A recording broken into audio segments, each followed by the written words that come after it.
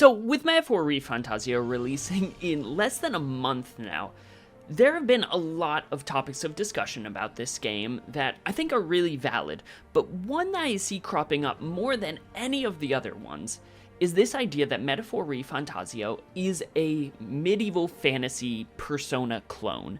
And I think it's a really interesting thread to pull on, because I think both sides of the discussion have some talking points with some pretty solid merit to them. Whether people say, no, this isn't a Persona clone at all, this is its own unique product from Atlus that fully deviates from the Persona formula, or yes, there's so much inspiration from previous Atlus titles that shine through in every facet of the game. And I don't think that one or the other necessarily has to be true, and I can see where both sides are kind of coming from. So let's start by looking at how this game is actually being advertised, right? Because I think that's a big piece of the public perception on why people might think the way they do about the game. And to start with that, we need to look at the minds behind Personas 3, 4, and 5, the director Katsura Hashino, the character designers Shigenori Sojima, and the composer Shoji Meguro. When we think of modern day Persona, and for a lot of people who may not have, strayed into the Soul Hackers or the Shin Megami Tensei of the world, right? The people who only play Persona, they think of Persona 3, 4, and 5, right? They don't even really think about 1 or 2 that much.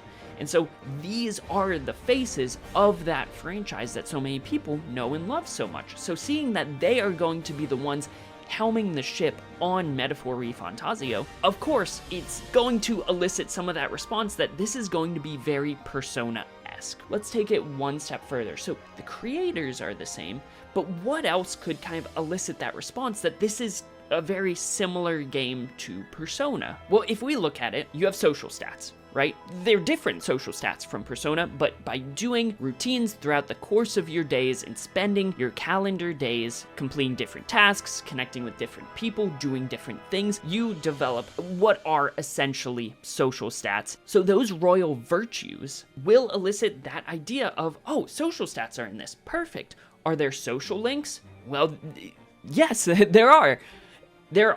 There's the follower system. With a follower, you can get them up to rank 10, and you earn specific rewards by developing those relationships with your followers throughout the course of the game. So we have a calendar system, we have social stats, and we have, relationships that build in a very similar way to that of Persona. At least that's what it looks like on the surface. Even though the rewards are different, even though structurally a lot of these pieces are different, and a lot of these are things that you can find in other games, developing relationships with characters isn't something that's unique to Persona or Metaphor. You can do it in Fire Emblem, you can do it in Unicorn Overlord, you can do it in so many different games, but the fact of the matter is, these are the people who made Persona. Because these mechanics look so similar to one another, of course, it's going to make people think of, oh, this is kind of like Persona. On top of that,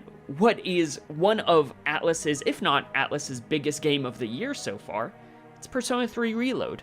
You got that blue hair protagonist in that Atlus art style, and now they have another game coming out that with a protagonist that elicits through that blue hair, through the general vibe of the character design, a very similar kind of look and vibe to the protagonist of Persona 3. And again, it's just another implicit connection that people might make from Persona to Metaphor. And so with all these things considered, if you're someone who has watched every showcase, every trailer, every live stream that Atlus has put out, follows their Twitter, you're going to see the very clear-cut differences between Metaphor ReFantazio and Persona, right? But for the majority of the people who are going to be playing this game, who are not that deep in the trenches with, Atlus lore, you're gonna see, oh, look at all of these social systems that are the same. It's turn-based combat that looks pretty similar to Persona, even though it's really more of a Shin Megami Tensei combat system. At that initial first glance, it looks very Persona-esque. If we look at archetypes, right? Instead of personas, there are archetypes. They function more like a job system in this game, as opposed to the system of Persona, where you can collect a bunch of different personas and you can summon them one at a time and switch between them during battle, whereas in Metaphor ReFantazio, the archetypes are more like jobs or character classes that you can equip and change throughout the course of the game. But again, just at the very outset, just at the very surface level, archetypes are these kind of ethereal looking beings that you have and quote unquote fight with you or through you, just like personas, and it draws that parallel again with people. So I don't think that people who say Metaphor ReFantazio looks like a Persona clone are inherently not justified in that response. What I do think, though, and what I hope to clarify in this video moving forward for the folks who might believe that, and might be even a little bit deterred by the game because maybe they're not a Persona fan. Metaphor looks interesting, but if it's too Persona-esque, then maybe they'll stay away. I hope to alleviate some of those concerns and say, if you're a Persona fan, I feel pretty strongly you're going to like this game, right? Because it does bring through a lot of those Persona elements. But if you're not a Persona fan, I think it's still gonna be worth giving it a go. And so, when we actually look at the game, the way it differentiates itself from Persona is actually pretty heavily.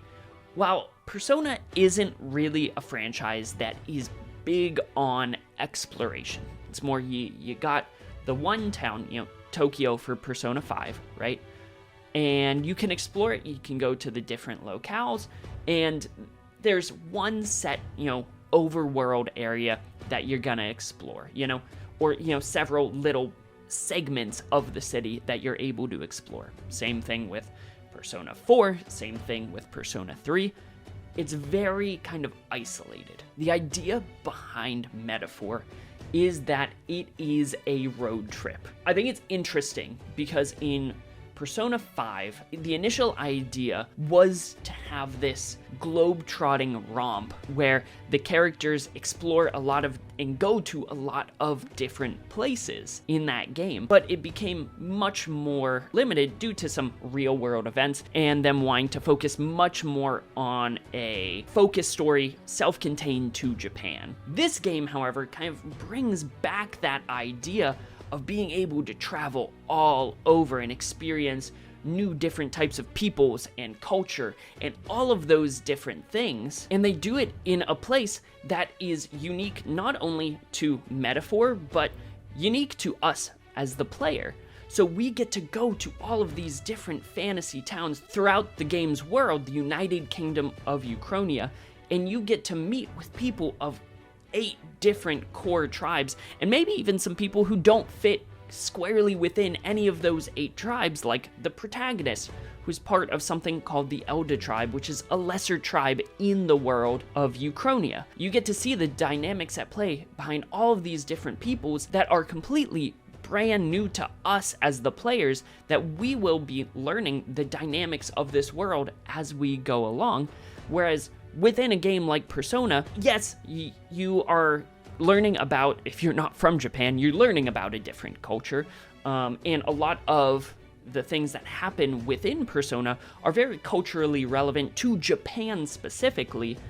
It is still kind of set within the real world with some supernatural elements of, for Persona 5, the palaces, Persona 3 for Tartarus, all of those different things. The element of travel here, though, is the kind of backbone of the game.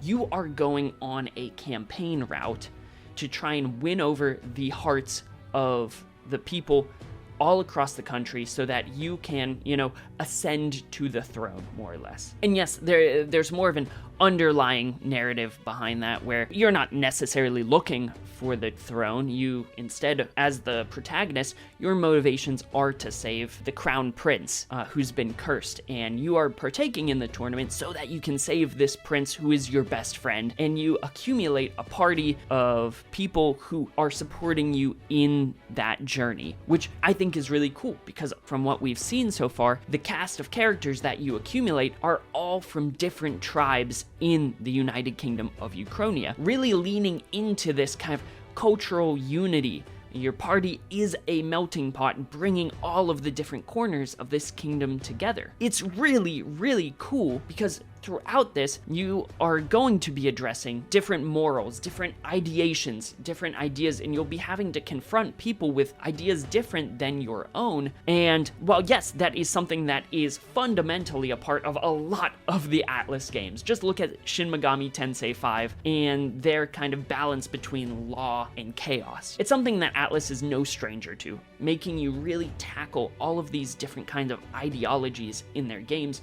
but having it kind of have a political underscore as you're going through it is something kind of unique to this game, because a lot of times the politicians in the Persona games are just dastardly. They are bad. They're clear-cut the villains 9 times out of 10. It doesn't allow you to really engage with the politics of the world in a really transparent way outside of what the plot is having you do. And so that's one way I feel like this game is going to be drastically different from Persona. You likely will have an impact on the different towns you are going to, and you will, through your exploits, be affecting the wider world. You'll get to explore and see a lot of new and different things that aren't intrinsically tied to one character. Like, the most unique and interesting places in Persona 5 are the palaces. In Persona 4, it's the TV worlds. This one allows you to see so many different locales, almost more akin to something like Persona 5 Strikers, which was that kind of road trip-esque romp throughout Japan, which I'm really excited for. But on top of that, so we're developing these relationships with all of the characters. You know, they've confirmed there won't be romance, at least not like romanceable characters. I think that's an interesting choice, because it really lends itself to much more canon relationships throughout the course of the game. You are engaging with your different followers, whether it's party members or people that you meet just along the road, where you meet in different towns. And by developing those relationships, it is quite strictly developing a friendship or a professional relationship or something along those lines, as opposed to having those kind of romantic undertones. I'm not saying it won't be present at all within the game, but it would more so be, if there is romance present within the game, it would be something probably much more canon, right? As opposed to you get to choose, which, you know, some people might like that, some people might dislike that. Whether you like it or you hate it, you know, that's one way that this game is going to drastically differ from the Persona franchise, which is something in the Persona games that a lot of people really enjoy and really resonate with. So if you play the Persona games because you like those kind of romance dating sim elements to it, this game's not going to have that, and they've confirmed that. So it might not be for you. But if you like the social dynamics and learning about all of these different kinds of characters that come from different places, and the romance was just kind of an addendum, you know, something that was there, and maybe you engage with it, maybe you don't, and you don't feel too strongly about one way or the other because you just like getting to know all of these different characters, then maybe this will be for you. I can't say one way or the other, but it's something that I personally kind of am excited for, so that it doesn't feel like any of these relationships are flavored by, like, you know, which character am I going to romance in this game, and what implications does that have? Do I have to choose? Why should I choose? Will choosing the wrong way create like a negative kind of connotation with the social link? Because a lot of people get connected with these characters and they're like, I don't want to see them like run away crying after the tier 9 social link. I don't know. I think it allows for you to just kind of take these characters much more at face value, and I'm excited about that. And so shifting to how the combat kind of differs, I like that it is more of a traditional job class based experience, because you can equip a specific job type and you have full control over your entire party and what their jobs look like. If you want everyone to be a sniper, you could do that. If you want everyone to be a healer, you could do that. If you wanted a much more well-rounded party, you could do that, Whereas in games like Persona, you have a lot less flexibility in terms of how you customize and build up your party members. You more so have to choose the party members for the situation.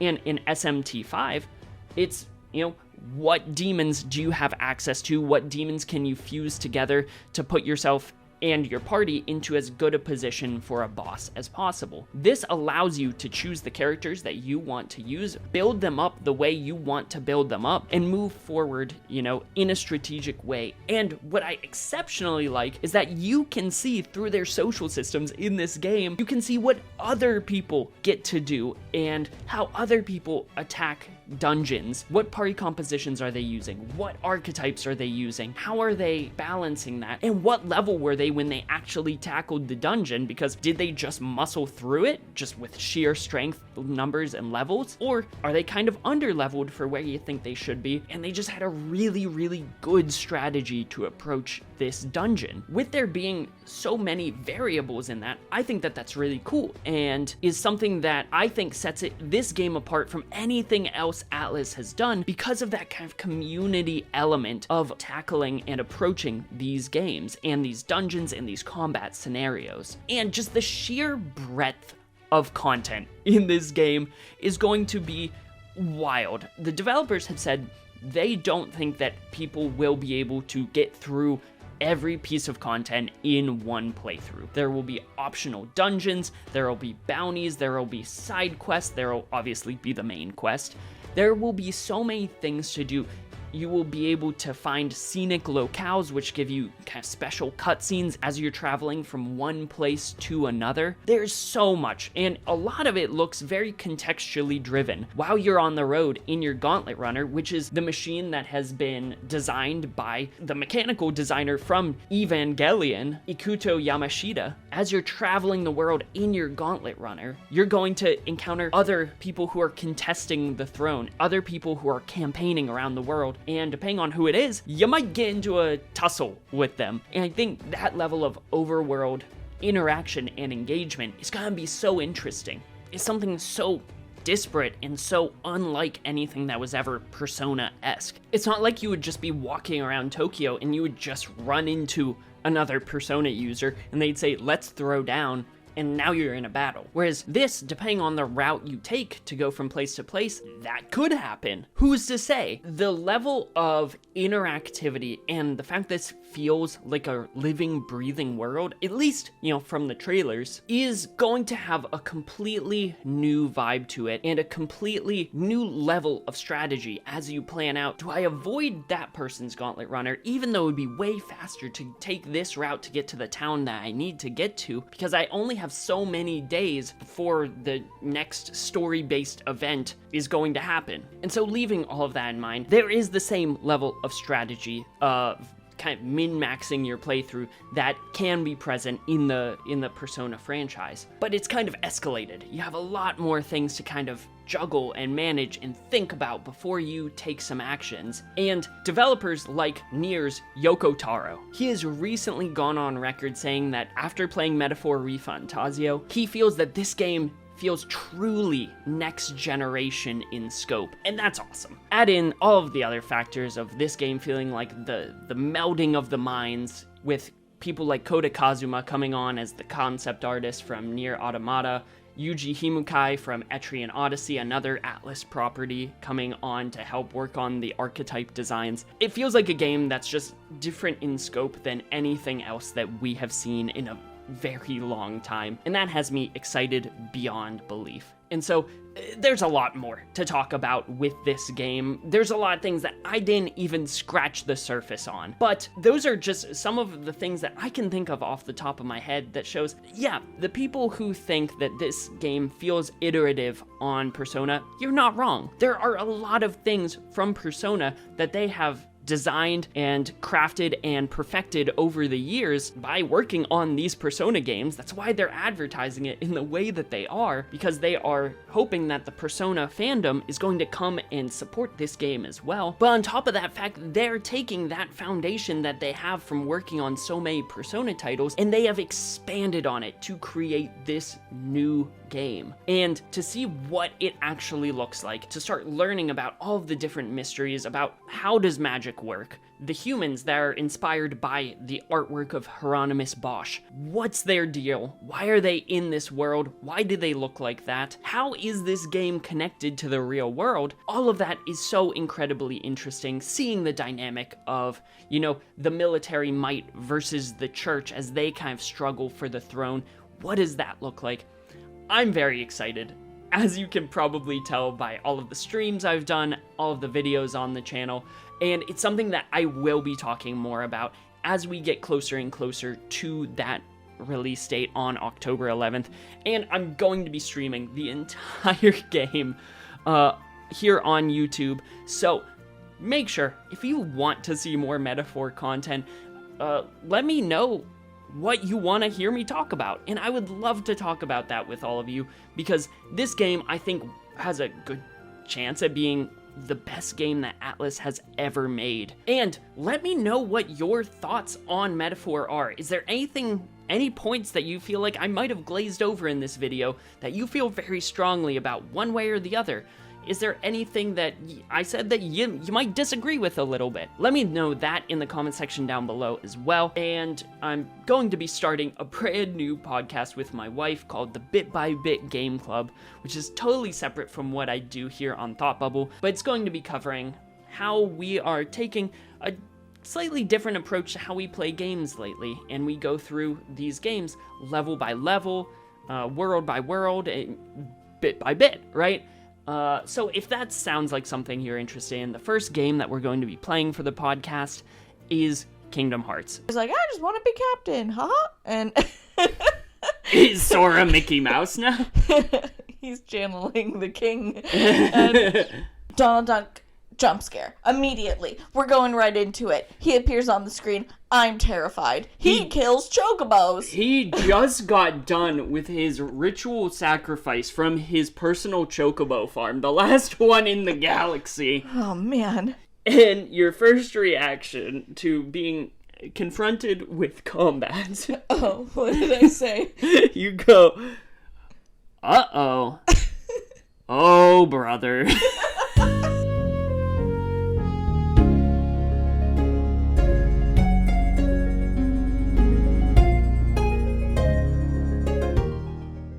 So if you like Kingdom Hearts, check it out.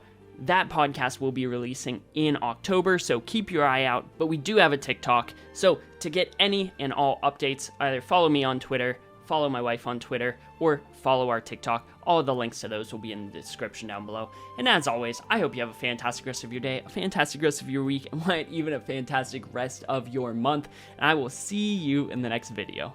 Later.